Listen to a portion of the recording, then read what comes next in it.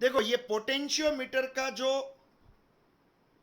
ये पूरी फिगर यहां पे जो मैंने ड्रॉ की है, पोटेंशियोमीटर की पूरी फिगर मैंने ड्रॉ की है, वो फिगर में यहां पे जो वायर है, ये वायर वो रेजिस्टिव वायर है। Resistive wire means pure resistance है, ये रेजिस्टेंस है।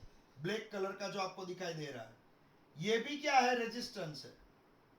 ये भी रेजिस्टेंस और ये भी रेजिस्टेंस।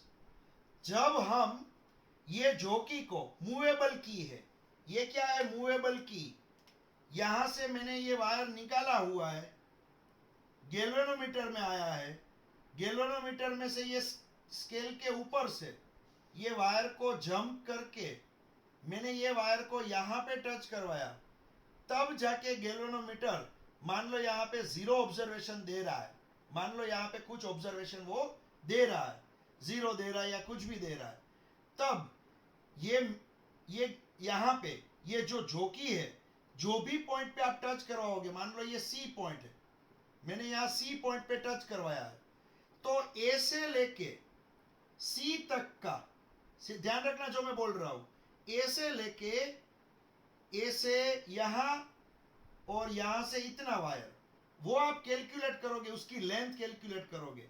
यहां से मान लो ये 25 सेंटीमीटर और यहां से ये है मान लो यहां पे 5 सेंटीमीटर, तो यहां से ये कितना 25 और यहां से ये कितना 5, तो नीचे 25 और ये ऊपर 5, 25 और 5 क्या हो जाएगा 30 सेंटीमीटर। तो यहां पे हम लेंथ कंसीडर करेंगे 30 सेंटीमीटर। समझ में आ रहा है, ये 30 सेंटीमीटर लेंथ कंसीडर हुई।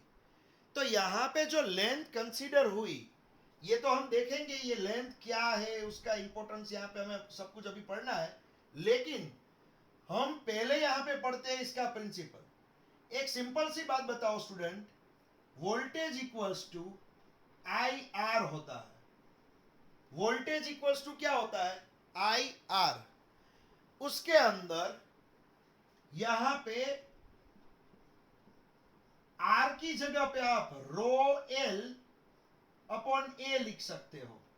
क्या लिख सकते हो, रो एल अपॉन ए। रो क्या है, रेजिस्टिविटी, रो है रेजिस्टिविटी, ए है क्रॉस सेक्शन एरिया, आई है करंट।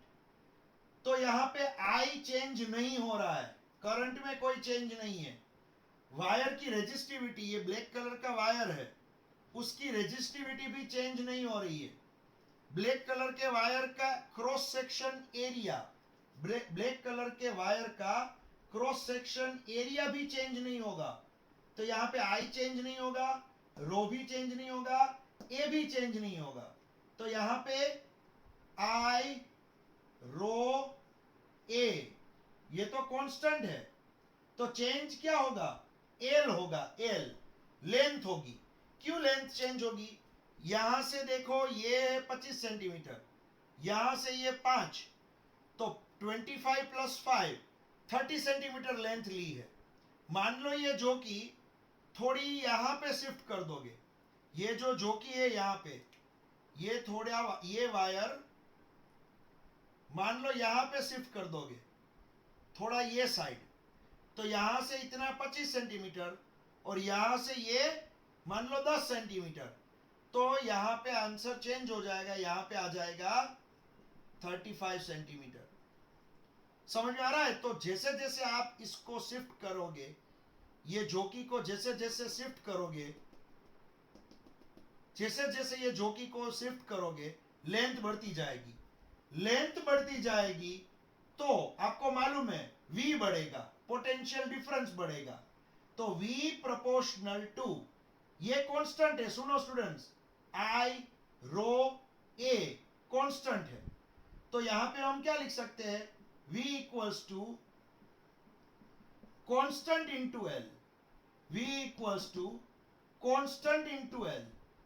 तो यहां पे ये जो कांस्टेंट है वो ये है आई रो अपॉन ए, ये कांस्टेंट है।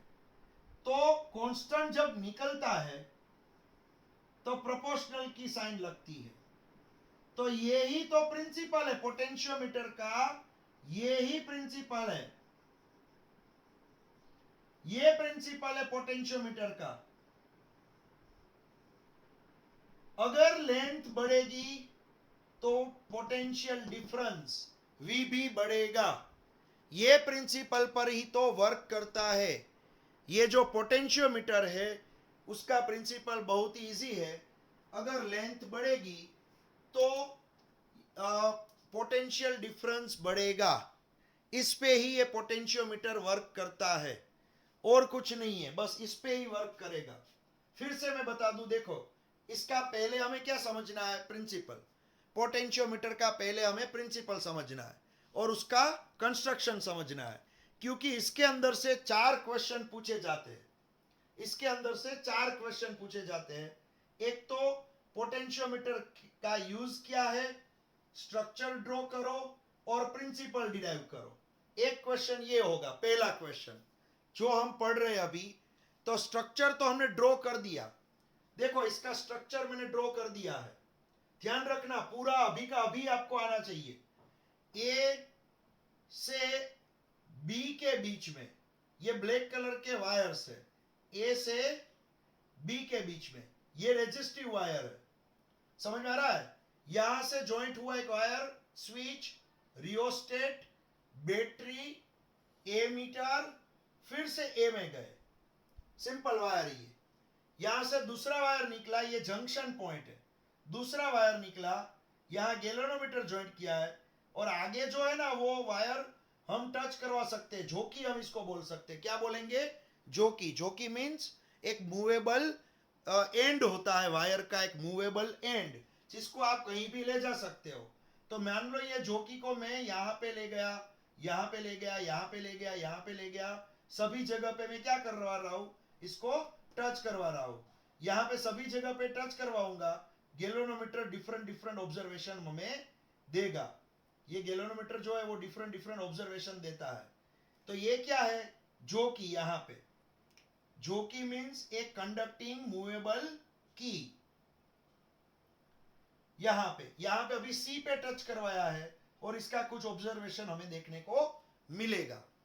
अब यहाँ पे क्या हुआ, मैं आपको बताना चाहता हूं, जब सी पे मैंने टच करवाया है वायर, तो ए से आप निकलोगे, आप ए से निकलोगे, यहां तक जाओगे 25 सेंटीमीटर, और यहां से सी तक जाओगे, यहां से सी तक। तो यहां से इतना वायर ब्लैक कलर का और यहां से इतना वायर कंसीडर होगा। तो यहां से ये है 25 सेंटीमीटर, यहां से ये है 5 सेंटीमीटर। तो 25 प्लस 5 30 सेंटीमीटर लेंथ होती है। कितनी लेंथ होती है? 30 सेंटीमीटर। मान लो ये थोड़ा आगे शिफ्ट कर दिया तो लेंथ मान लो हो गई 35 सेंटीमीटर, और आगे शिफ्ट कर दिया लेंथ हो गई मान लो 40 सेंटीमीटर, और आगे शिफ्ट कर दिया तो लेंथ इस तरह से 65, 70, यहाँ पे 85, 90, 100। तो जैसे जैसे मूवेबल की को शिफ्ट करोगे लेंथ बढ़ती जाएगी। तो लेंथ और V means potential difference. Potential difference between A and C, A और C के बीच का पोटेंशियल डिफरेंस। A पॉइंट ये है और C पॉइंट ये है, A पॉइंट ये, C पॉइंट ये। तो potential difference between A and C, A and C के बीच का पोटेंशियल डिफरेंस। तो V का फॉर्मूला क्या होगा? IR। क्या होगा V का फॉर्मूला? IR। I तो ऑलवेज कांस्टेंट है, R वेरी होगा। क्यों R वेरी होगा? क्योंकि जैसे जैसे C दूर जाएगा, जैसे जैसे C दूर जाएगा रेजिस्टेंस कुछ चेंज होगा। तो रेजिस्टेंस का फॉर्मूला क्या है? रो एल अपॉन ए। रेजिस्टेंस का फॉर्मूला क्या है? रो एल अपॉन ए। रो कांस्टेंट रहेगा, एरिया भी कांस्टेंट रहेगा स्टूडेंट्स। रो कांस्टेंट रहेगा, एरिया भी कांस्टेंट रहेगा, ये दोनों कांस्टेंट है। आई भी कांस्टेंट है। बदलेगा क्या? लेंथ। तो लेंथ होगी ए से सी के बीच की, लेंथ होगी ए से सी के बीच की, लेंथ ए सी। यहां पे लिख रहा हूं लेंथ ए सी, ए और सी के बीच की लेंथ।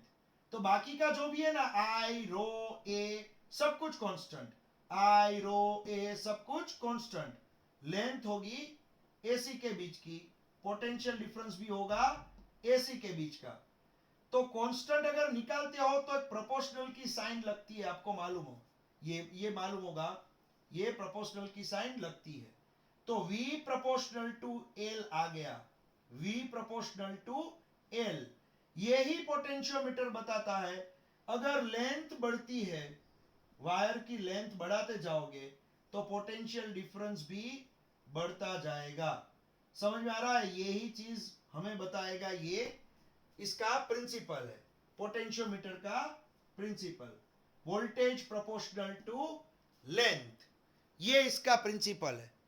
समझ में आ रहा है? ये बहुत बार पूछते हैं, इसका प्रिंसिपल बहुत बार आता है यहां पे। अब बात होगी करंट आई की। आप बोलोगे सर करंट आई, यहां पे करंट दिख रहा है हमें, आई करंट दिख रहा है, ये आई क्या होगा, ये आई क्या होगा? यहां पे करंट आई हमें दिख रहा है, तो आई की वैल्यू हमें, आई की वैल्यू हमें ढूंढनी होगी अकॉर्डिंग टू ओम्स लॉ। हम आई की वैल्यू ढूंढ सकते हैं अकॉर्डिंग टू ओम्स लॉ। समझ में आ रहा है? क्या होगा ओम्स लॉ? क्या है बताओ? ओम्स लॉ क्या है? Voltage upon resistance, total resistance,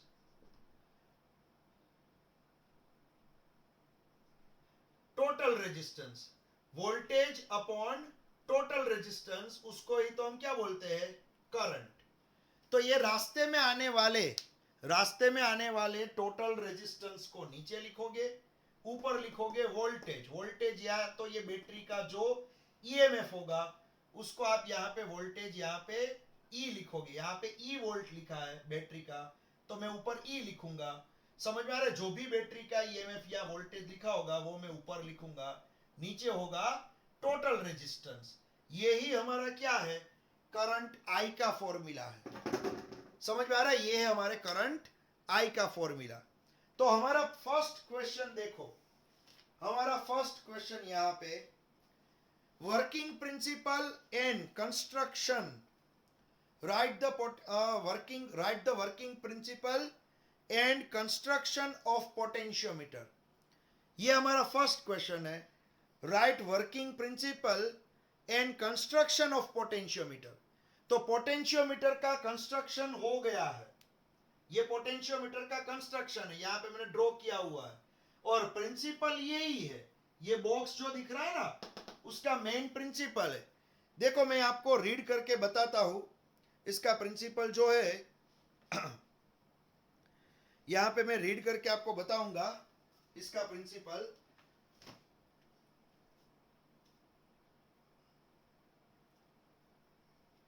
देखो लिखा यहां पे, the potential difference between any two points of a potentiometer wire is directly proportional to the distance between the two points.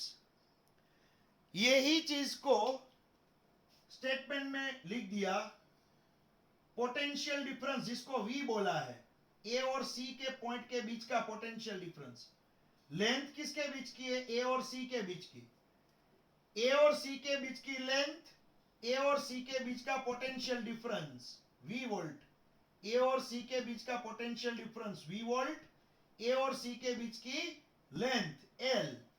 यही चीज को उसने वर्ड में बोला है। क्या बोला है? देखो फिर से मैं बोल रहा हूं इसका प्रिंसिपल, फिर से मैं बोल रहा हूं, ध्यान रखना, इसका प्रिंसिपल मैं फिर से बोल रहा हूं, ध्यान रखना। The potential difference between any two points, the potential difference between any two points of a potentiometer wire, potentiometer के वायर के कोई भी दो पॉइंट्स ए और सी, यहां पे दो पॉइंट्स ए और सी के बीच में, ए और सी के बीच में जो पोटेंशियल डिफरेंस होगा वो उसकी लेंथ के प्रोपोर्शनल में होगा। वो ही बोला है यहां पे, मैं रीड कर रहा हूं, देखो, the potential difference between any two points of a potentiometer wire is directly proportional to the distance between the 2 points.